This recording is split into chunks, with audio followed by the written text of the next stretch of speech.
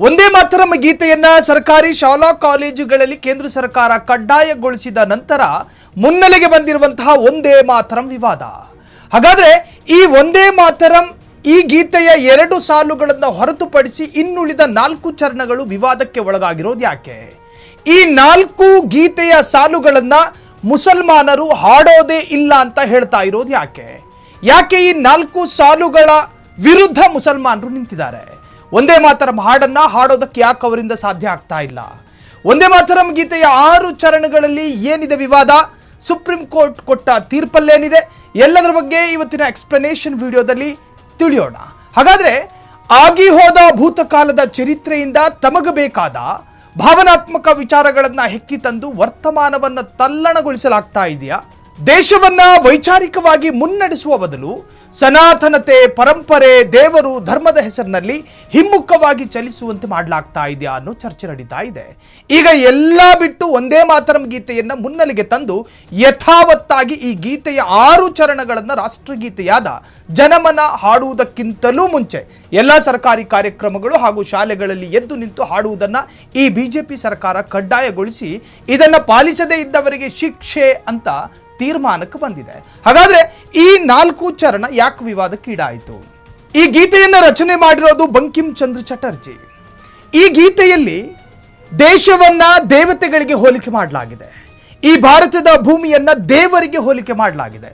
ಇನ್ನು ಮುಸಲ್ಮಾನರ ವಿಶ್ವಾಸದ ಪ್ರಕಾರ ಮುಸಲ್ಮಾನರು ಆರಾಧನೆ ಮಾಡೋದು ಒಂದು ದೇವರನ್ನ, ಏಕದೇವ ವಿಶ್ವಾಸ ಅಂತಿರುತ್ತೆ.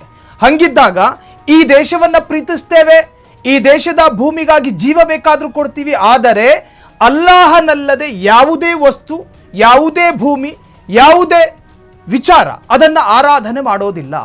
ಭಾರತವನ್ನ ದೇಶ ಅಂತ ಒಪ್ಪಿಕೊಂಡಿದ್ದೀವಿ, ಭಾರತಕ್ಕಾಗಿ ಜೀವ ಬೇಕಾದ್ರೂ ಕೊಡ್ತೀವಿ, ಆದರೆ ಈ ಭಾರತವನ್ನ ದುರ್ಗಾದೇವಿ, ಮತ್ತೊಂದು ದೇವಿ, ಹೀಗೆ ನಾನಾ ದೇವತೆಗಳಿಗೆ ಹೋಲಿಕೆ ಮಾಡಿರತಕ್ಕಂತಹ 4 ಚರಣಗಳು ಆ ಒಂದೇ ಮಾತರಂನಲ್ಲಿ ಉಲ್ಲೇಖ ಇದೆ.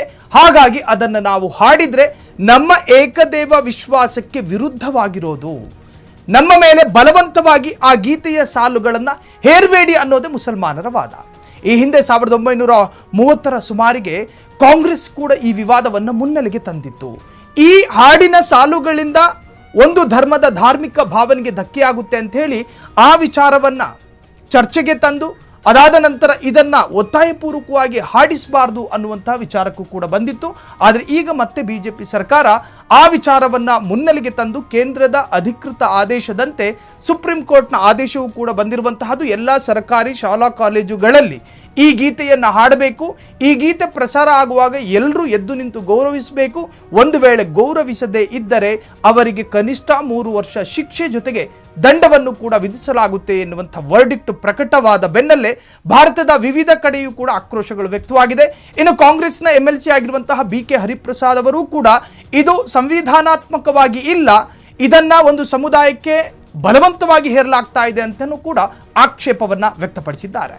ಕ್ಷಣ ಕ್ಷಣದ ಸುದ್ದಿಗಳಿಗಾಗಿ ಫ್ರೀಡಂ ಟಿವಿ ಸಬ್ಸ್ಕ್ರೈಬ್ ಮಾಡಿ, ಲೈಕ್ ಮಾಡಿ ಹಾಗೂ ಫಾಲೋ ಮಾಡಿ. ಹೊಸ ಸುದ್ದಿಗಳ ನೋಟಿಫಿಕೇಶನ್ಗಾಗಿ ಬೆಲ್ ಐಕಾನ್ ಮೇಲೆ ಕ್ಲಿಕ್ ಮಾಡಿ.